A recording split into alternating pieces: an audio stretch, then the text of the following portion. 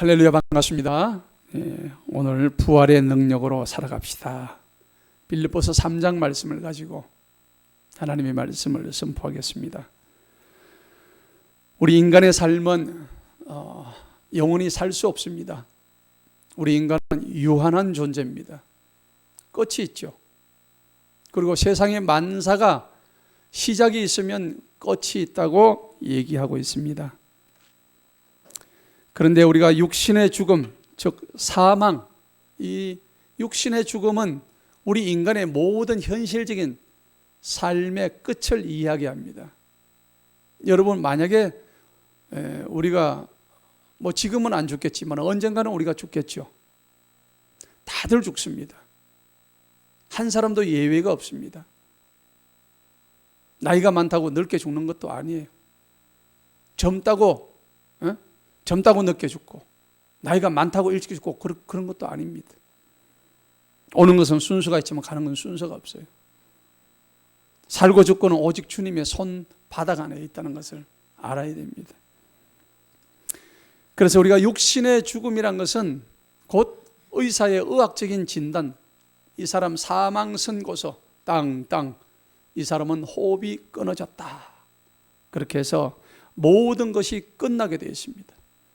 엄마 뱃속에서 나올 때는 알몸으로 아무것도 가진 것 없이 나왔듯이, 또한 갈 때도 어김없이 아무것도 들고 갈 수 없는 것이 우리의 실상이고 현실입니다. 여러분들 역사적으로 보십시오. 훌륭하고 위대했던 위인들의 무덤을 보시기 바랍니다. 우리가 성경에 보면 출애굽기에 애굽의 바로 왕이 있습니다. 얼마나 큰 저기를 했습니까? 영광을 누렸습니까? 그런데 그 애굽의 왕이 묻힌 무덤이 이름이 뭘까요? 피라미드지 않습니까? 여러분들 아시죠? 이집트의 그 피라미드라는 그 사각형으로 생긴 그 무덤을 보면 세계 7대 불가사의 안에 들어갑니다. 한 왕의 무덤을 저렇게 어떻게 만들 수 있을 것인가? 여러분, 인도에 가면 타지마할 묘라는 게 있습니다. 왕궁입니다. 그런데 그 왕궁도 알고 보면 사실은 인도 왕의 무덤이에요. 무굴 제국의 그 타지마할 왕조의 무덤이란 겁니다. 여러분들 캄보디아 가시면 아시겠지만 앙코르와트 아시잖아요. 앙코르와트 그 왕궁에 가보면 그게 사실은 무덤이에요. 무덤. 그러니까 킬링필드죠. 수없이 많은 사람들의 해고를 거기에 갖다 놓은 거죠. 우리나라는 어디 있습니까? 큰 왕의 무덤이 경주에 가면 신라 왕국의 왕들의 무덤이 곳곳에 봉분이 세워져 있습니다. 중국에는 진시 황제가 불로초를 먹으면 안 죽겠다고 해서 그렇게 발버둥 치면서 우리나라 백제에 불로초를 찾아와라 라고 신하들을 보냈습니다. 그런데 보내놓고는 정작 자기 자신은 죽고 말았습니다. 불로초란 것이 없습니다. 이와 같이 세상에서는 모든 사람이 죽는다는 것을 인정하고 있습니다. 그런데 우리 그리스도인들도 다 죽지요. 하지만은 우리가 기독교를 믿고 예수님을 믿고 하나님을 믿는 우리가 세상적인 관점만 가지고 이 신앙생활을 한다 그러면 의미가 아무것도 없습니다. 우리는 하나님을 믿기 때문에, 예수님을 믿기 때문에, 그 예수 그리스도께서 십자가에 못 박혀 죽으시고 사흘 만에 다시 살아나셔서 부활하셨다는 사실을 우리는 믿고 있다는 것을 우리는 자랑스럽게 여기는 것입니다. 그런데 세상은 그걸 믿지 않습니다. 세상 사람들은 예수가 어떻게 죽은 사람이 살아날 수 있단 말이냐? 그건 거짓말이야. 그거는 아마 성경에서 조작을 해서 신화로 그렇게 쓴 것일 거야. 그건 실제적인 역사가 아니야 라고 저들은 이 성경적인 사실을 신봉하지 않습니다. 그렇지만 우리 그리스도인들은 어떤 사람입니까? 우리 죄를 위해서 십자가에 못 박혀서 죽으심을 당하고 사흘 만에 부활하신 그 예수 그리스도를, 그 부활 신앙을 믿고 살아가는 존재가 바로 우리 그리스도인들입니다. 저와 여러분들인 것입니다. 이 얼마나 감사한 일인가요? 예수님께서 마태복음 27장에 보면 예수님이 숨질 때, 십자가 위에서 죽으실 때 땅이 진동하기 시작합니다. 그 어마어마했던 바위가 막 터지기 시작합니다. 놀랍죠? 그리고 그 주변에 있던 무덤이 활짝 열리면서 그 안에 있던 성도들이 일어서기 시작합니다. 놀라운 일들이 벌어지는 것입니다. 고린도서 15장이 부활장인데 거기 20절에 보면 이제 그리스도께서 죽은 자 가운데서 다시 살아나사 잠자는 자들의 첫 열매가 되셨도다 라고 되어 있습니다. 여태까지 죽은 자 가운데서 살아난 자가 아무도 없단 말이에요. 그래서 부활의 첫 열매가 되신 분이 바로 예수 그리스도시다, 그렇게 얘기하고 있는 거예요. 여러분, 우리 그리스도인들에게 부활의 의미가 무엇일까요? 좀 더 우리가 자세하게 성경적으로 알아봐야 됩니다. 창세기 2장 16절에 보면 네가 동산에 있는 열매를 먹는 날에는 네가 정령 죽으리라 라고 적혀 있습니다. 누구 얘기입니까?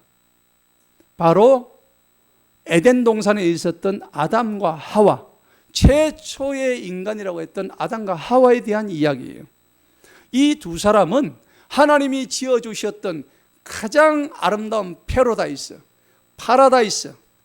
정말 그 낙원에서 영원토록 살 수 있고 죽음이란 것은 없는 삶을 살 수 있었음에도 불구하고 그들은 하나님이 주신 그 선택의 자유를 범하고 말았다는 것입니다. 다른 거는 다 해도 되는데 요것만큼은 하지 마, 그랬다는 거죠. 그런데 그들은 하나님께서 하지 말라는 것은 꼭 해보고 싶은 어떤 욕망이 생겼던 것입니다. 그래서 성경은 뭐라고 얘기하냐니까 보암직하고 또 그 열매를 보니까 먹음직했더라, 그렇게 얘기하고 있습니다. 여러분, 우리에게는요 자유가 있습니다. 인간에게는 선택의 자유가 있어요. 내가 교회 나올 자유, 교회 안 나올 자유, 내가 오늘 비빔밥을 먹을 자유, 짜장면을 먹을 자유, 아니면 김밥을 먹을 자유, 그죠? 네. 여러분들한테 선택권이 다 있는 거예요. 천국에 갈 자유, 지옥에 갈 자유. 제가 친구한테 이렇게 메시지를 보냈더니 친구야, 나에게는 절대 보내지 마, 나는 지옥에 가도 좋아 라고 어제 저한테 메시지가 왔어요. 그래서 제가 뭐라고 했겠습니까? 깜짝 놀랄 얘기잖아요. 그래, 지옥에 가거라 이렇게 해야 될까요? 나는 지옥에 가도 괜찮다고 해서 그래, 지옥에 가라 그러면 아무렇지도 않대요. 나는 지옥에 가서 마음껏 즐길 거다. 좀 어이가 없는 거예요. 여러분, 사람은 이렇게 지옥에 가든 천국에 가든 자기가 선택하는 쪽을 따라가는 거예요. 그런데 마가복음에 보면 지옥이란 곳은 이루 말로 다 알 수 없는 형벌의 장소예요. 여러분들, 집이 아름다운 것은요, 왜 아름다우면 바깥을 볼 수 있는 창이 있기 때문에 아름답습니다. 그렇죠? 윈도우가 있으니까 아름다운 거예요. 그런데 집을 예쁘게 지었는데 창을 아무것도 내지 않았습니다. 여러분, 그런 곳에서는 하루만 있으면 우울증 걸립니다. 맞습니까? 창이 없으면 그래요. 우리는 창이란 것을 통해서 바깥 세상을 바라보게 됩니다. 그래서 이 창이란 것은 우리의 세계관을 얘기하는 거예요. 창을 통해서 시시각각으로 변하는 사물의 변화를 우리는 바라볼 수 있는 거예요. 봄, 여름, 가을, 겨울을 느낄 수가 있죠. 그런데 이 창을 통해서 바라보는 이 세계관, 그게 바로 그 사람이 선택하는 것인데, 지옥에 들어가면요 딱 특징이 있어요. 들어가는 문은 있는데 나오는 문은 없습니다. 창이 전혀 없습니다. 놀라운 곳입니다. 여러분, 제 말이 아닙니다. 성경에 나와 있습니다. 지옥에 들어가면요, 여러분 지지난주에 제가 설교를 했지 않습니까? 지옥에 대해서 제가 설교를 하지 않았습니까? 부자와 거지 나사로가 있었는데, 부자는 이 땅에서 잘 먹고 잘 살았어요. 떵떵거리고 남 해보자는 거 다 해보고 살았어요.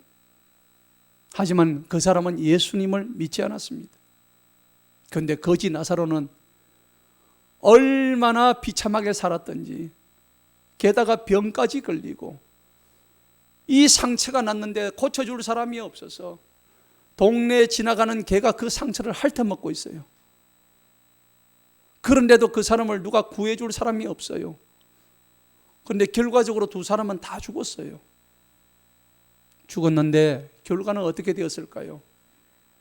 그 거지 나사로는 하나님을 믿었기 때문에 천국의 자리에 앉아 있었고, 떵떵거리며 잘 살던 그 부자는 하나님을 믿지 않았기 때문에 그 끔찍한 지옥에서 너무너무 불의 고통이 뜨거웠어. 혓바닥에 나사로야 물 한 방울만 좀 튕겨주라, 그렇게 얘기하지 않았습니까? 여러분, 누가복음의 말씀이었죠. 지지난주 설교였습니다. 여러분, 이와 같이 지옥의 고통은 너무너무 심각한데 그 친구는 나 지옥에 가도 좋다고 얘기하니까 제가 뭐라고 얘기하겠습니까? 이게 지금 다 선택의 문제예요. 그런데 아담과 하와는 한 번 저 동산의 실과를, 선악과를 한 번만 먹어보면 내가 죽어도 여한이 없겠다. 그래서 결과가 어떻게 됐어요? 그 동산의 중앙에 있는 실과를 따먹었단 말이에요. 누가 먼저 따먹었어요? 여자가 먼저 먹었어요. 여자가 문제야. 지만 먹으면 되지 왜 남자한테 들고 가가지고 여보 이거 먹어봐. 남자는 더 바보야. 하나님이 그렇게 먹지 말라고 했는데 여자가 꼬시니까 넘어가는 게 남자예요. 오세요. 인터넷을 보니까 시청률이 아주 높은 드라마가 하나 있더라고. 뭔지 아십니까? 부부의 세계. 다 보시는가요? 저는 안 봤는데 인터넷에 보니까 부부의 세계 계속 못이 나오더라고요. 김희애가 나오고 그게 뭔가 싶어서 봤는데 채널을 이렇게 돌리다 잠시 보니까 김희애가 나오더라고요. 저는 뭐 다 보지 않아서 몰라요. 근데 대충 그 스토리를 갖다 거기 보니까는 이렇게 나오는데 부부가 불륜하는 그런 얘기더라고. 맞습니까? 예. 전사님이 제일 머리를 끄덕이시. 굉장히 재밌게 보시는 거예요. 자, 그런데 이 부부의 세계란 걸 제가 이 스토리를 보니까 이 정상적인 이 가정이 아니에요. 그래서 저거 한번 마치 창세기에 나오는 동산 중앙의 저 실과를 내가 한번 꼭 따먹어 봤으면 좋겠다. 따먹지 말라고 했는데 남의 가정을 손대는 거예요. 보암직해요. 먹음직해요. 그래서 거기 손을 댔단 말이에요. 손을 대니까 어떤 일이 벌어지는가? 참혹한 일들이 지금 벌어지고 있는 거예요. 여러분, 이것을 보고 수많은 사람들이 공감을 하고 있는 거예요. 와, 맞다. 저거 내 얘기네. 저거 옛날에 내가 했던 거네. 야, 나도 저렇게 해도 되겠네. 공감 능력이 점점 확대가 돼. 지금 대한민국이 들썩들썩하고 있어요. 종편에서 시청률이 뭐 한 20% 되면은 어마어마한 거예요. 입소문을 타가지고 안 보던 사람이 아주 다시 보기를 돌려보고 있다고. 그렇죠. 거기다가 극적 전개는 어떻게 그렇게 드라마틱해? 아주 그냥 막 쉥쉥 돌아가요. 여러분, 먹으면 죽는 줄 알면서도 그 길로 가는 거예요. 선택하는 거예요. 이게 인간의 어리석음이란 말이에요. 그런데 성경은 선택에는 반드시 책임이 따른다고 성경은 말씀하고 있습니다. 여러분 어때요? 여러분들의 사소한 선택 하나가 여러분의 인생에 완전히 다른 길로 인도할 수 있다는 것을 깨달으셔야 됩니다. 여러분, 그렇게 될 때 기쁨이 슬픔으로 변하게 되고 평안이 고통으로 뒤따르게 되고 사랑이 불화로 번지게 됩니다. 그리고 축복이 저주로 바뀌게 됩니다. 얼마나 무서운 결과인가. 전적으로 자신의 선택이에요. 누가 하라고 한 것도 아니에요. 이게 오늘날 우리 현대인들이 가지고 있는 선택의 아주 나쁜 결과고 주저없이 선택하는 우리의 삶의 결과인 것입니다. 결국 인간은 흙으로 돌아가는데 인간은 늘 흙으로 돌아가는 사망의 결과에 놓이게 되는데, 그래서 성경은요 우리 인생을 늘 뭐라고 표현하냐면 사망의 그늘진 골짜기라고 시편 23편에서 그렇게 표현하고 있어요. 그리고 사무엘하 22장에는 사망의 올무라고 표현하고 있습니다. 다윗은 늘 쫓기면서 사망의 올무에 걸릴까 두려워했단 말이에요. 그리고 시편 9편에는 사망의 문으로 들어간다고까지 표현을 하고 있습니다. 사망의 그늘이 우리에게 늘 닥치고 있다는 것을 성경은 말씀하고 있습니다. 그런데요, 우리는 신앙생활을 하는 자들입니다. 우리의 신앙생활을 하다 보면 환경이 다 달라요. 이 사람 다르고 저 사람 다르고, 그리고 신앙의 깊이도 다 다릅니다. 이 사람은 신앙이 좋을 수도 있고 저 사람은 신앙이 약할 수도 있죠. 그러나 예수님을 믿고 교회를 섬겨나가는 신앙생활만큼은 우리의 이런 눈에 보이는 환경을 초월해 가지고 제일 중요한 것은 구원의 확신과 삶의 기쁨을 누릴 수 있어야 된다는 것입니다. 기뻐하고 살아갈 동안에 여러분들의 삶의 정신이 바뀌게 되고 어려운 형편이 회복이 되고 좋아짐을 경험하게 될 것을 믿으시기 바랍니다. 이것이 바로 부활의 소망과도 같은 거예요. 오늘 빌립보서 기록을 했던 사도 바울, 오늘 우리가 읽었던 곳이 빌립보서예요. 빌립보라는 조그만 소도시가 있는데 그 도시에 있는 빌립보 교회를 향해서 썼던, 빌립보 교인들을 향해서 썼던 사도 바울의 서신이 바로 빌립보서입니다. 언제 썼을까요? AD 한 70년 정도, 70년에서 90년 정도 썼단 말이에요. 지금으로부터 무려 2000년 전에 이 글이 써져 있단 말이에요. 그런데 이 글이 쓰인 장소가 어디냐면 지금 로마 감옥이에요. 로마 감옥에서 지금 모가지가 땡강하면서 죽어야 될 지금 그런 상황에서 빌립보서를 지금 쓴 거예요. 사도 바울이요. 여러분, 지금 내일 모레 죽을 사람이 빌립보서를 쓰는데 빌립보서의 주제가 뭐냐니까 기쁨이에요. 내일 모레 지금 사형을 당할 사람이 아니 어떻게 기쁨을 가지고 이렇게 이 글을 쓸 수 있냐 이거예요. 여러분 어떻겠습니까? 저와 여러분이면 어떨까요? 지금 막 혼비백산하지요. 죽어야 될 판인데. 이 빌립보서를 보면요, 빌립보서는 그야말로 기쁨의 서신이에요. 그런데 문제가 뭐냐니까 기뻐서 기뻐할 상황이 아니에요. 지금 내일 모레 사형을 당해서 죽어야 될 이 사도 바울이 감옥 안에서 쓴 글이 빌립보서인데, 오늘 거기 보니까는 오늘 그래서 설교의 제목이 부활의 권능으로 살아가자는 겁니다. 부활의 권능이 뭘까요? 기쁨을 가지고 살아가라는 얘기입니다. 오늘 이 빌립보서 1장 7절에 보니까는 나의 결박당한 상태다. 내가 지금 결박당했다고 오늘 빌립보서 1장 7절에서 그 얘기하는 거예요. 이런 상태에서도 나는 이 하나님의 기쁜 소식, 이 복음을 나는 변호하고 확신한다. 그렇게 얘기하는 거예요. 여러분, 우리는 예를 들어서 지하철에서 복음을 전하다가 어이 당신 뭐 하는 사람이야 하면 오늘 꼼짝 못하고 하냐면 그냥 부끄러워서 도망가기 쉬울 그런 존재일 거예요. 그런데 사도 바울은 그렇지 않았습니다. 오늘 1장 7절에 보면 이 사람은 지금 결박당해 있는데 어떤 심정으로 얘기할까요? 예수 그리스도의 심정을 가지고 강력하게 외치는 거예요. 뭘 가지고요? 예수 그리스도라는 그 하나님을 통해서 얻었던 의의 열매가 그 사람에게 주렁주렁 열려 있었거든요.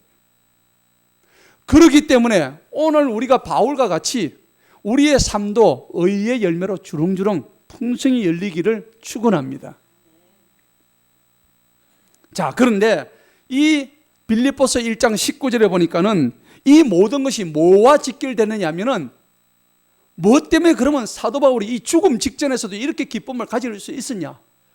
이 빌립보서 1장 19절에 답이 나와요. 뭐라고 했을까요? 거기 보니까는 이 모든 것이 나의 구원과 직결되어 있다고 그렇게 얘기하는 거예요. 할렐루야. 따라 합시다.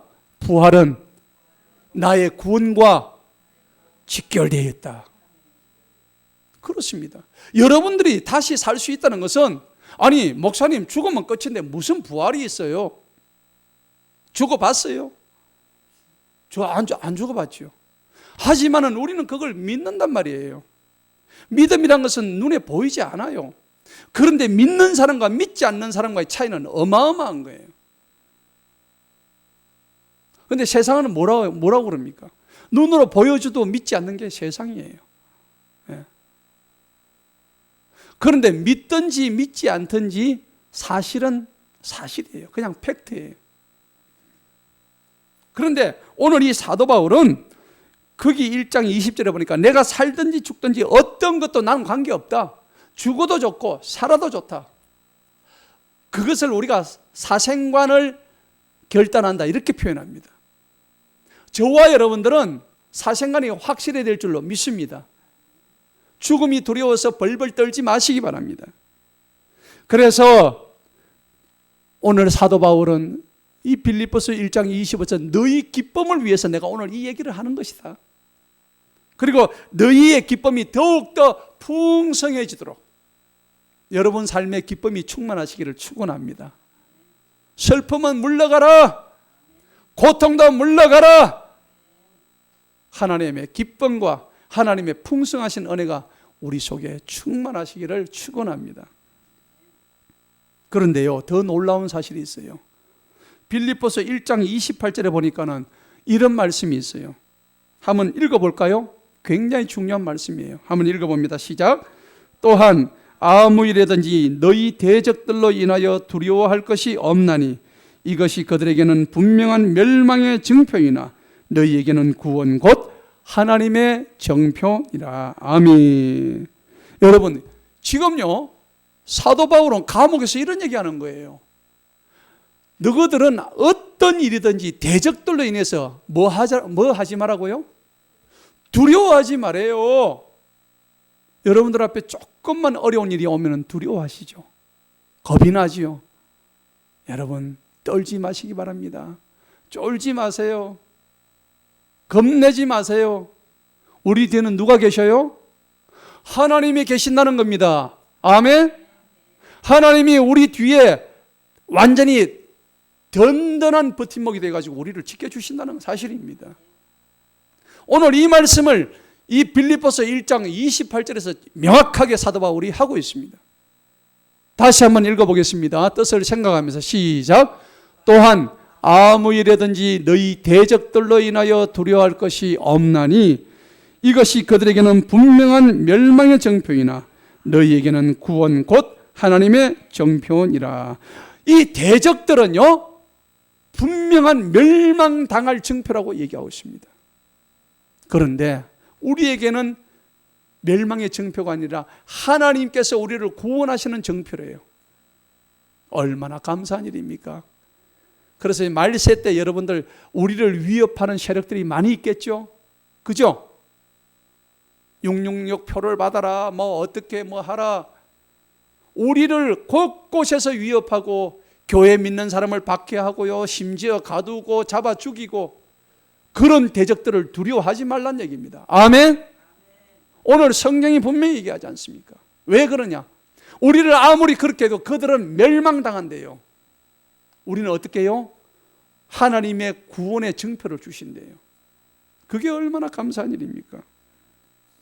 오늘 하나님의 말씀을 분명히 보시기 바랍니다. 그래서 세상 사람들은 하늘에 소망이 없어요. 땅만 쳐다봐요.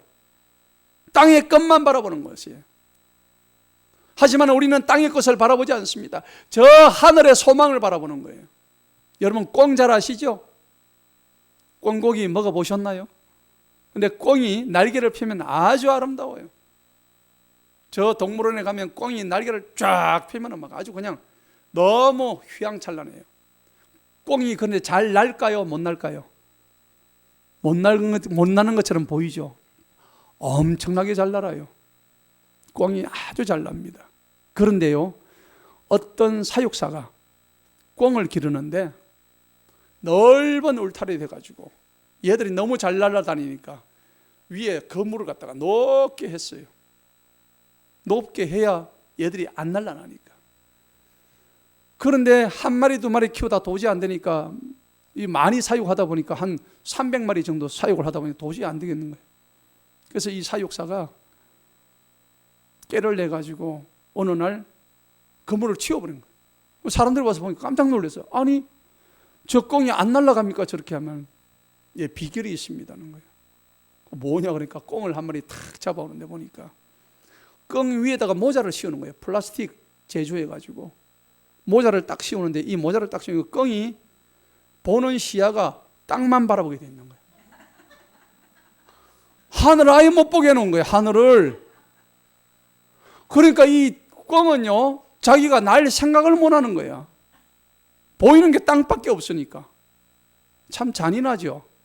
예, 사람이 또 그렇게 참 꿩이 불쌍해요. 그러니까 하루 종일 땅만 보고 모이만 먹는 거예요. 여러분, 꿩의 꼬리깃이 얼마나 아름다운데 그 아름다운 꼬리깃을 한번 날아보지도 못하고 평생 하늘 한번 쳐다보지 못하고 땅의 것만 쳐다보고 사는 것이 우리에게 비유로 말씀하시는 거예요. 여러분, 우리의 인생이 지금 지금 꿩의 인생과 같지 않을까요? 비참한 인생이에요. 하늘에 소망이 없는 세상 사람들이나 꿩이나 뭐가 다를 게 있겠어요? 저들은 하늘에 대한 소망이 없습니다. 누가 그럴까요? 사탄은 꿩의 눈을 가린 것처럼 저와 여러분들의 눈을 가리기를 원하고 있습니다. 여러분 속지 마시기 바랍니다. 겨우 땅만 보고 살게 만드는 게 사단이 하는 일들이에요. 오늘 주님은 저와 여러분이 주님 앞으로 돌아오기를 원하십니다. 돌아오라 돌아오라 나의 사랑하는 백성아, 너희는 내가 만세전부터 내가 너희를 택했단다. 그래서 주님이 말씀하십니다. 나를 믿는 자는 죽어도 살겠고 무릇 살아서 믿는 자는 영원토록 멸망치 아니하리라. 아멘. 그런데 여러분 죽은 자가 어떻게 다시 살아나요? 죽은 자가 다시 살아날 수가, 이게 자연의 이치예요. 그런데요 죽은 자가 다시 살아납니다. 하나님은 가능하십니다. 성경에는 죽은 자가 얼마든지 살아났다는 것을 곳곳에서 선지자나 사도들을 통해서 보여주고 있습니다. 구약에 보면 엘리야가 열왕기상 17장에 보면은 뭐라고 했습니까? 사렙다 과부의 아들을 살리는 장면이 나옵니다. 그랬죠? 그리고 엘리사는 수넴 여인의 아들을 살리는 장면이 열왕기하의 19장에서 나옵니다. 그리고 사도행전 9장에는 신약에 들어가서 베드로는 요바의 다비드라고 하는 도르가를 살립니다. 그리고 사도 바울은 자기 설교를 듣다가 깜빡깜빡 졸다가 창틀에서 다락에서 떨어져 죽었던 유도고라는 청년을 주님의 권능으로 살리게 됩니다. 주님은 어떻습니까? 회당장 야이로의 딸을 살리게 됩니다. 죽어서 4일 지난 나사로의 썩은 시체를 주님께서 손을 댐으로써 그 나사로를 살리게 됩니다. 여러분, 주님은 나인성 과부의 아들마저 살리십니다. 성경은 곳곳에서 죽은 자가 살아나고 있다는 것을 이미 실정적으로 증거하고 있습니다. 요한복음 11장 25절 26절의 말씀입니다. 한번 보시겠습니다. 다 같이 한번 읽어봅니다. 예수께서 이르시되 나는 부활이요 생명이니 나를 믿는 자는 죽어도 살겠고. 아멘. 할렐루야. 나를 믿는 자는 영원토록 죽지 아니한다. 성경은 말씀합니다. 예수님은 무덤을 박차고 나오셨어요. 많은 세상의 종교를 창시했던 창시자들은 다 죽었습니다. 부처도 죽었고 마호메트도 죽었고 그들은 무덤이 있습니다.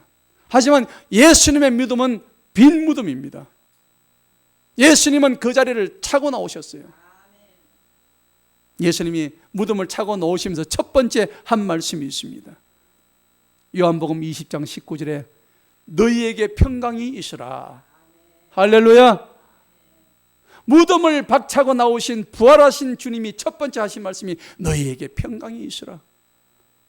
오늘 그 말씀이 저와 여러분의 삶에서 영원한 평강으로 이어지기를 간절히 소망합니다. 여러분, 이 말씀이 뭐냐? 미래에 대한 막연한 어떤 그런 불편에서 의심할 수밖에 없는 죽음에 대한 어떤 그 불편한 마음에서 우리를 영원토록 해방시켜 주시는 그 한마디 말씀이 얼마나 우리에게 감사한지 몰라요. 너희에게 평안이 있으라. 주님이 그런 말씀을 하신단 말이에요. 여러분, 부활은 이와 같이 현재 진행형입니다. 여러분, 부활, 우리는 부활을 믿는 존재입니다.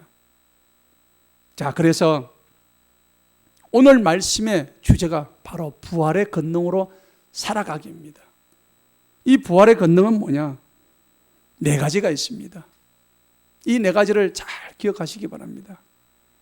부활의 권능으로 살아가기 위해서는 첫 번째, 우리는 하나님으로부터 받는 침례를 가지고, 세례를 가지고 우리의 더러움을 씻는 회개의 자세를 가져야 됩니다.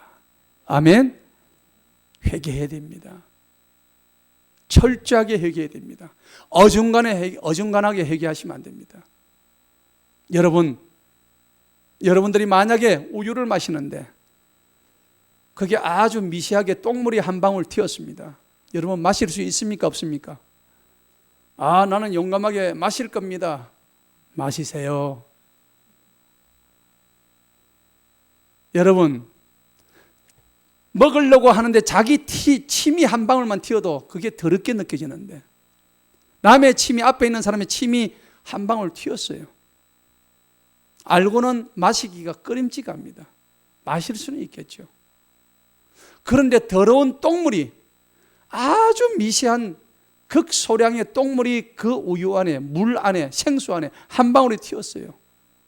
알고는 못 마시는데 내 안에 이 더러운 죄가 똥물 하나처럼 내 안에 더러운 죄가 버글버글하는 나의 삶, 이 삶을 주님 앞에 회개하지 아니하시렵니까? 오늘 이 시간 주님 앞에 회개하시기 바랍니다. 저와 여러분들은 그 물로 씻는 침례를 통해서, 세례를 통해서 주님 앞에 씻는 물 씻음의 회개가 있기를 간절히 축원합니다. 두 번째입니다. 우리는 거듭나야 됩니다. 주님은 우리로 하여금 거듭나게 부탁하셨습니다. 너희는 물과 성령으로 거듭나라고 했습니다. 뭐로 거듭나요? 물과 성령입니다. 첫 번째는 우리가 물로 씻어 침례를 받고, 두 번째는 성령으로 거듭나는 삶을 살아야 됩니다. 그런데 여러분들, 요즘 어떤 영이 횡행하고 있습니까? 지금 TV 뉴스에 보면은 N번방에 여러분 어떤 게 있습니까? 성노예를 만들었던 그 젊은 20대 초반의 그 악한 젊은이 하나가 온갖 스캔들을 일으켜가지고, 성령이 아니고 그건 무슨 영입니까? 악령입니다. 악령. 악령을 가지고 온 세상을 이렇게 더럽히고 있습니다.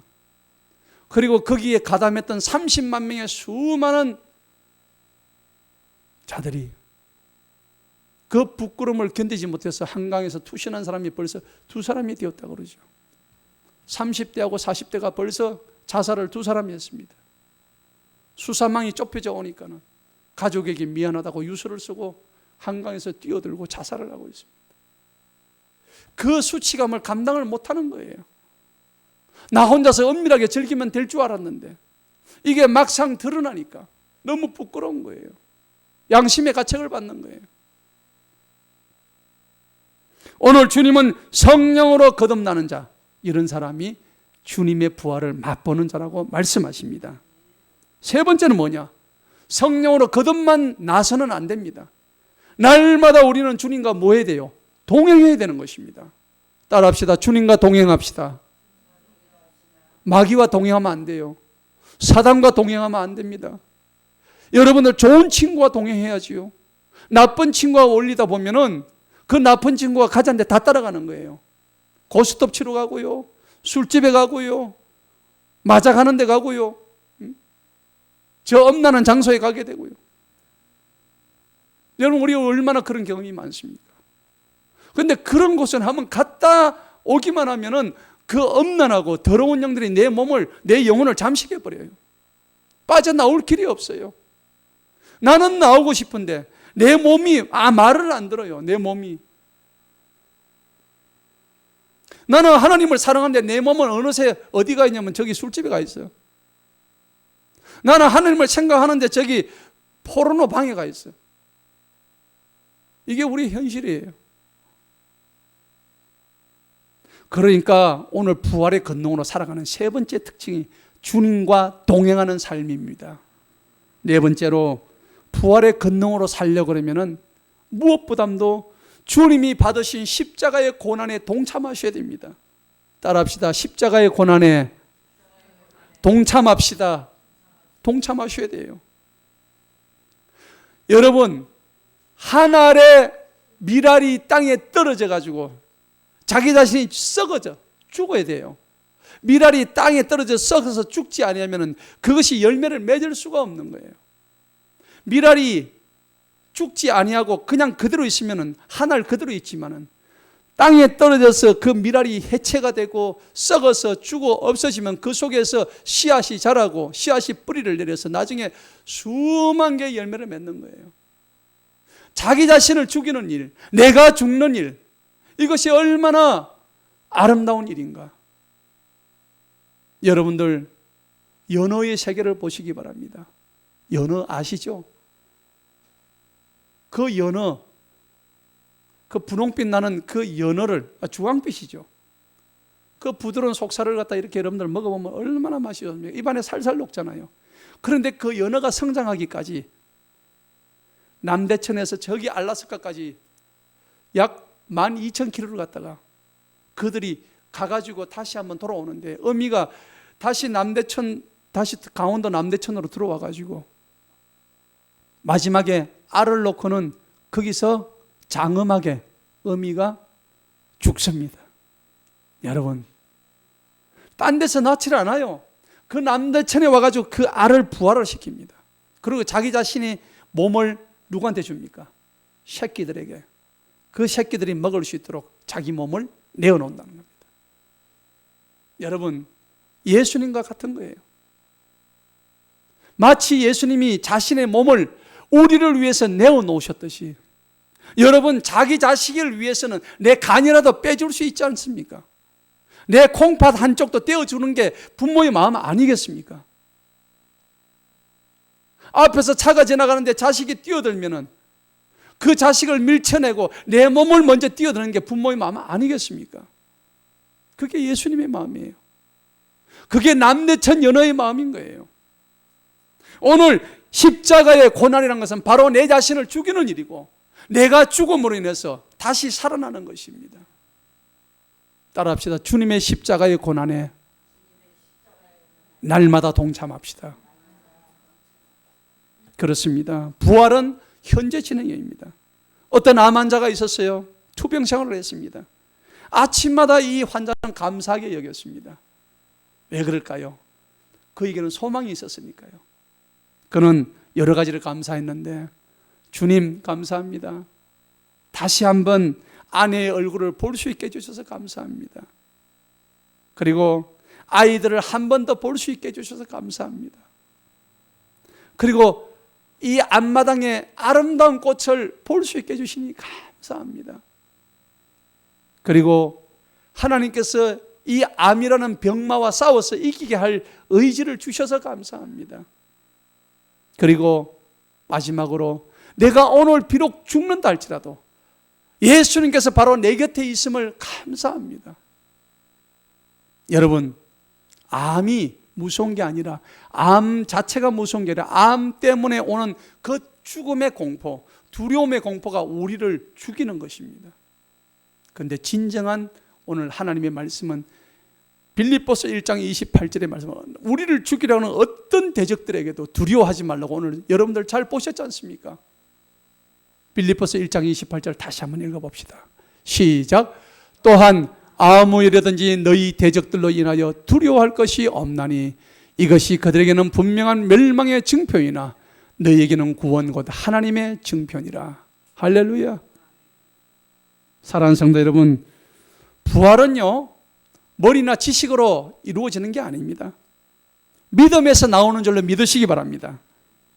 예수님이 부활하셨는데 제일 의심을 많이 하는 사람은 누구였어요? 바로 도마였죠. 이 도마가 영어로 뭐예요? 토마스 아시죠? 토마스가 도마예요. 이 토마스가 굉장히 의심을 많이 했어요. 예수님이 딱 오시니까 예수님 손바닥에 진짜 그 십자가 못 박힌 구멍을 한번 봅시다. 예수님 그 옆구리 창에 찔린다 내가 확인을 옆구리 손을 한번 넣어봅시다. 손까지 넣어본 거예요. 요 구멍이 난 걸 갖다 손가락을 집어 넣어봤어. 자, 그래서 예수님께서 도마에게 이렇게 얘기하시죠. 너는 네가 본고로 나를 믿느냐? 믿지 않고 나를 믿는 자는 더 복되도다. 그렇게 말씀하시는 거예요. 여러분, 어떤 때는 예수님이 믿어지다가 어떤 때는 예수님이 안 믿어집니다. 삶이 나를 너무 힘들게 해요. 이게 예수님이 사실이 있는지 예수님이 없는지, 예수님은 여러분들이 믿고 안 믿고 상관없이 항상 계시는 줄로 믿으시기 바랍니다. 안 믿는 것은 여러분들이 안 믿는 것이지, 여러분들이 믿는 거와 안 믿는 거와 상관없이 하나님은 계십니다. 마치 공기가 없다고 하는 사람과 똑같은 거예요. 눈에 보이지 않으니까 공기가 없습니다. 막상 여러분들이 숨 쉴 수 없는 경우가 되면은 그 공기 마시려고 비싼 산소통에 의지할 수밖에 없는 거잖아요. 사람의 마음은 조변석계예요. 화장실 갈 때 마음, 올 때 마음 다 다릅니다. 그러니 어떻게 해요? 내가 한 마지막 때 너희에게서 믿음 찾아보겠느냐? 예수님이 그 말씀하시는 거예요. 영으로 믿어지는 믿음으로 믿으면은, 진정으로 여러분들이 영적으로 믿으면은 부활의 권능이 나타날 줄로 믿습니다.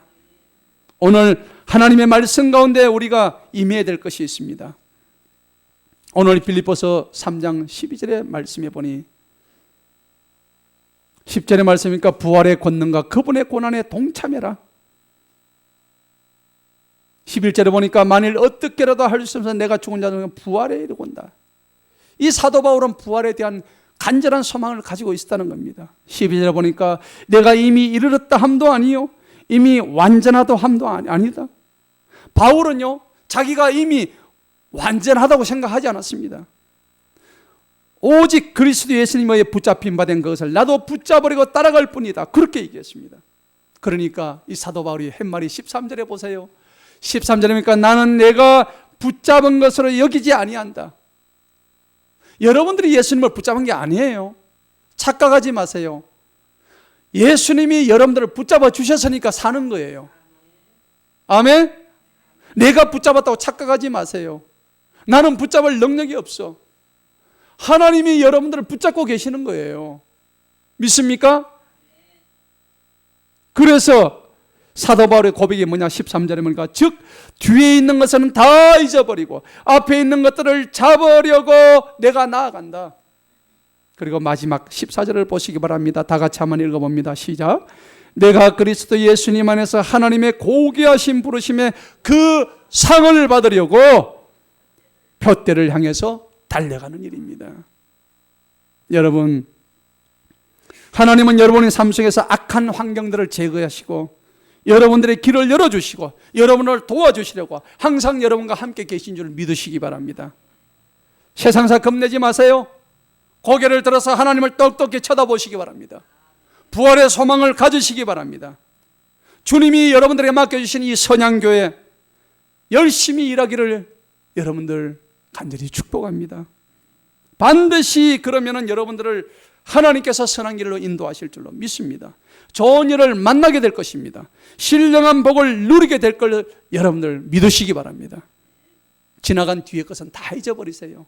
오늘 여러분들 지나간 것은 다 잊어버리시고, 오늘 사도 바울의 고백처럼 저 앞에 있는 표대를 향해서 그것을 잡으려고 열심히 달려가기를 소망하는 저와 여러분들 축원합니다. 이제 부활의 소망을 가졌으니 오직 예수님 그 소망만 보고 달려가기를 소원합니다. 주님이 다시 오실 때까지, 우리 주님 다시 오실 때까지 부활의 신앙을 굳건하게 지켜서 소망을 가지고 모든 일에 승리하시고 모든 일에 하나님의 큰 복을 받아 누리는 저와 여러분 되시기를 간절히 축원합니다. 기도하시겠습니다. 하나님 아버지 감사합니다. 오늘도 부활의 소망을 주신 주님을 찬양합니다. 세상은 우리를 넘어뜨리려고 애를 쓰지만 하나님, 그렇습니다. 우리는 연약하고 부족하고 때로는 넘어지기 쉬운 존재지만